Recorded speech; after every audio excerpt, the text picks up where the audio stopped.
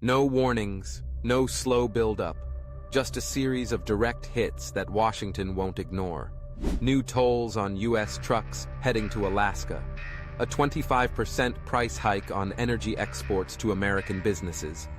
U.S. alcohol pulled from liquor store shelves in British Columbia. This isn't business as usual. Canada is making its stance clear. This isn't about minor trade disputes. Canada is setting a new tone in how it deals with the U.S., one that doesn't assume smooth relations or automatic cooperation. The message is simple. If Washington pushes, Canada will push back where it counts. This isn't just one province acting alone. There's a pattern forming. New tariffs, tolls, product bans. Canada is sending a message that's impossible to miss. U.S. businesses that relied on open trade are now dealing with new costs and restrictions. 11 American products are now under new Canadian tariffs, each one aimed at industries that depend on cross-border sales. Goods that moved freely before are now tied up in higher costs and tighter margins. British Columbia is making U.S. trucks pay more to move goods. Ontario's 25% energy price hike is forcing American buyers to either take the hit or look elsewhere. Liquor stores across Canada? U.S. brands are being pulled from the shelves. Businesses that saw Canada as a stable market are now facing higher expenses, disrupted supply chains, and declining access. Liquor producers are among the hardest hit. With U.S. brands removed from Canadian shelves, American distilleries and exporters are seeing a major revenue stream disappear. British Columbia has ordered all U.S. alcohol off its government-run shelves. Other provinces are following. American distilleries, wineries, and breweries are losing one of their biggest foreign markets overnight. Bars, restaurants, and retailers that relied on these brands? They're now forced to adjust. Canadian imports of American alcohol were worth hundreds of millions of dollars a year. Cutting off that supply means lost revenue, excess inventory, and a scramble to find new buyers. And liquor is just one part of the equation. Canada is also raising the cost of moving goods across the border. U.S. businesses now have to absorb new tolls and rising transportation expenses. Every mile costs more now. U.S. trucks moving through British Columbia? They're facing new tolls, and there's no way around them. For businesses depending on cross-border shipping, this is a direct hit. Trucking companies don't operate on big profit margins. Someone has to cover the difference. And that someone is either the businesses shipping the goods or the consumers buying them.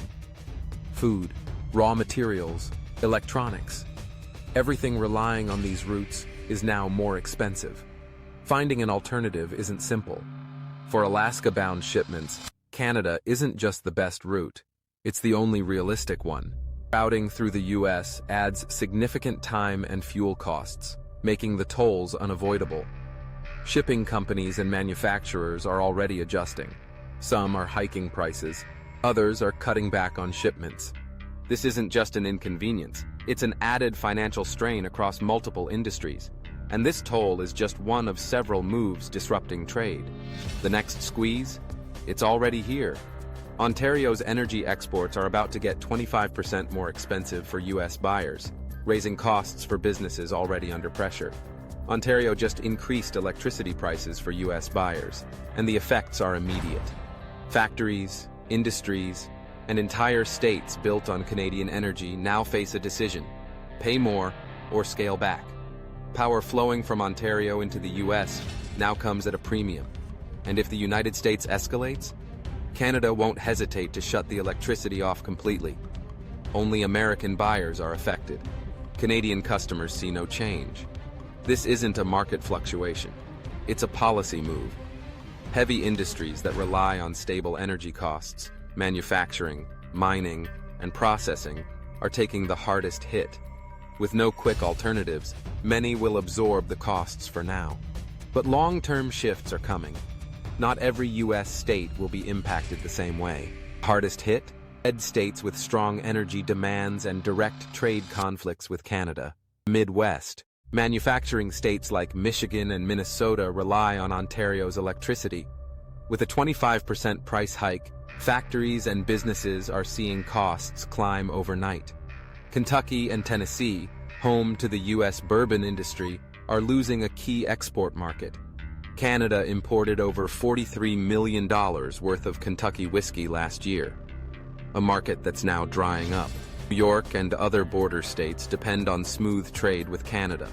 With new trucking tolls and delays, the cost of moving goods is increasing, directly affecting local economies. The pattern is clear. Canada is hitting regions that depend the most on its market.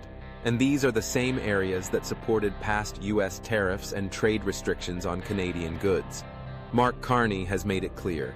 Canada is moving forward without depending on the U.S. Carney isn't just talking about tariffs or energy policies. He's laying out a plan to reduce Canada's reliance on the U.S. economy altogether.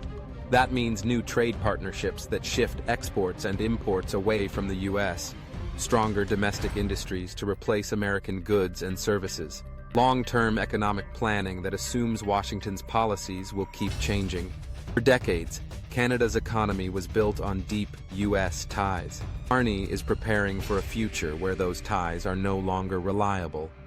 Businesses are being told to adjust. Supply chains are being rewritten. Economic strategies are being reworked to focus on stability, not U.S. trade cycles.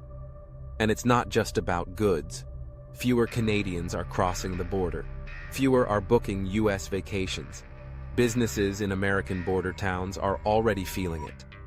Cross-border travel has always been a key part of the economy for U.S. states near Canada. But now, travel numbers are dropping. Fewer day trips, fewer shopping runs, fewer Canadian dollars flowing into U.S. stores, hotels, and restaurants. Retailers in border towns that depend on Canadian shoppers. Tourism businesses in U.S. cities that rely on Canadian visitors. Airlines and travel companies that operate cross-border routes. The impact isn't just local. Canada is one of the U.S.'s biggest sources of international visitors. A sustained drop in travel means lost revenue, job cuts, and economic shifts in regions that count on Canadian spending. And with economic tensions rising, this trend isn't likely to reverse soon. If spending keeps shifting inward, more U.S. businesses will have to adjust. The trade fallout is moving beyond goods. It's now affecting how money moves across borders. Trade fights between the U.S. and Canada have happened before. But this time, is the damage permanent? Are we looking at a short-term dispute, or is this the start of a lasting economic divide? With Canada moving to reduce its reliance on the U.S. and American businesses feeling the impact, is the old trade relationship gone for good? With that said, thanks for watching, and until next time.